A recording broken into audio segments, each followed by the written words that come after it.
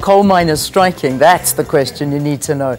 All right, well, let's talk about our coal miners that are striking right now. The much-dreaded nationwide coal strike began yesterday. Thousands of workers affiliated to the National Union of Mine Workers downed tools at several companies, including Anglo Coal, Glencore and Kroonfontein.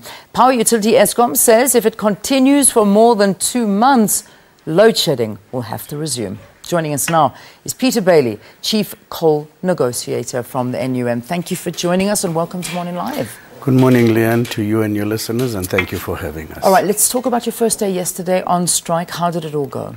Well, it went well. All the workers heeded the call. We started on Sunday evening at 6 o'clock. The shift that was supposed to start at 12 also joined in, and then the shift that started at 7 on Monday morning, who don't work weekends, also joined in. Okay. How did the negotiations go in the lead up to this strike? Look, we've been in negotiations for more than 3 months.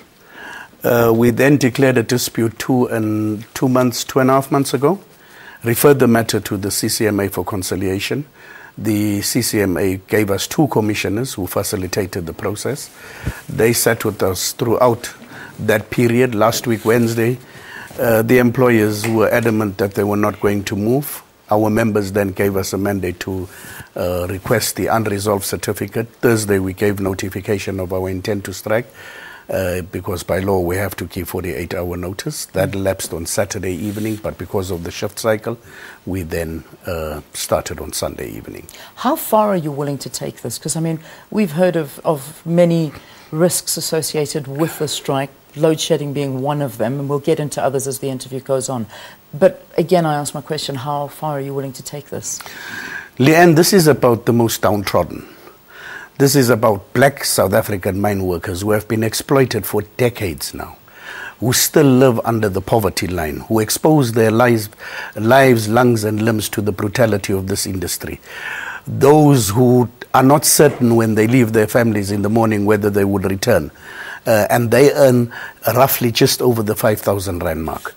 And it's about ensuring that these black mine workers are dignified in trying to provide for their families. This is what the call is about this time around. Yeah. So if we understand it correctly, we've got NUM is asking for 1,000 Rand increase, and the mine workers, or the miners, are actually offering between 300 and 600. Is that pretty much what's on the table? Yeah, they're between 5.5% and 8.5%. Now, if you translate that into Rand value, and that's the issue with the percentile wage increases. If you translate the 5.5 into a Rand value, it's just over 300 Rand. And the 8.5 constitutes 600 and just above the 600 Rand, while their white counterparts are getting between 1,500 and 2,000 Rand a month. Yeah. How ethical is that? How does that work out? Well, it's because they are higher earners. Historically, all the whites were put into senior positions, all the juniors, all the blacks were put into junior positions, whether you had qualifications or not.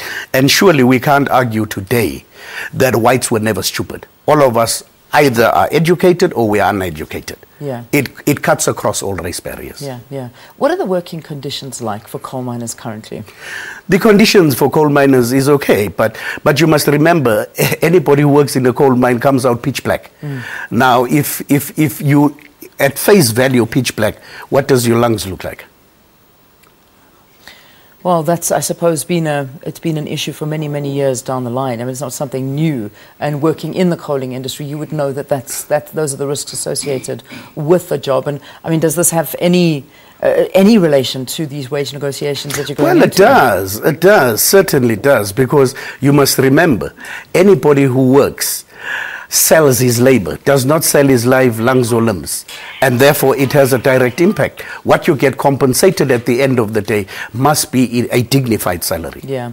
Let's talk about the mining industry in general here in South Africa at the moment, and it's facing many, many job cuts right now in the industry across the board.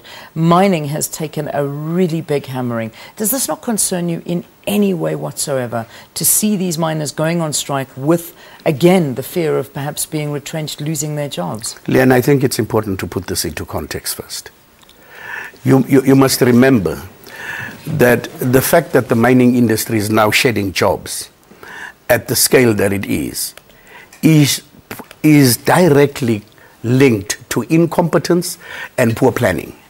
Because if managers, when mining industry was making a killing, had planned for rainy days, we would not have been in the situation that we are. But here is the reality.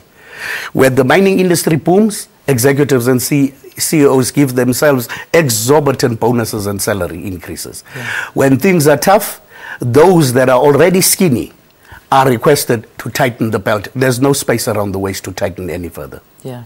Now, let's talk about the further negotiations. What's going to happen? It's understood that the Chamber of Mines will meet the coal company sometime this week.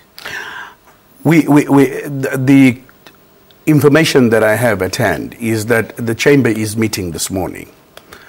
Hopefully, they will get a revised mandate. Out of that revised mandate, they will then call the NUM. When they do, any offer that they put on the table, which is revised from the original one, we will then take that offer. Because we are a mandate-driven organization, we will then take that to our members and they will decide yay or nay. Yeah, all right. So that's what's happening today. But I want to talk again about Eskom's concerns. I mean, we find ourselves in an electricity crisis at a time right now when South Africa can least afford something like this. Does this concern you at all? Does it worry you at all that we cannot afford it at this time? The reality of the matter is, Lee, and you are asking the wrong person that question. You should ask that question to the employers. Because we have a recognition agreement, we're in the bargaining season, we have a dispute with the coal miners' employers. Any secondary industry, they must ask those who supply them with whom they have agreements. Our agreement is with the employers of coal, and our dispute is with them. Certainly it bothers us, but you can't put it squarely on our shoulders to carry the blame. That's for the employers. They know they have suppliers that they must supply, therefore they need to resolve this matter as speedily as possible. All right, let's leave it there for this morning.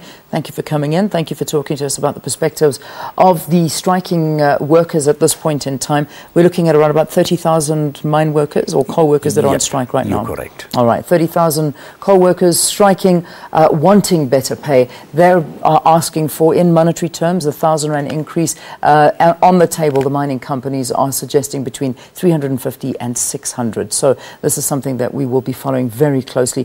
Peter Bailey, Chief Coal Negotiator, NUM, strike going ahead today, as was yesterday. Going ahead and strong as ever. Thank you very much. Thank you very, very much for joining us. Let's take a break. We'll see you after this. Stay tuned.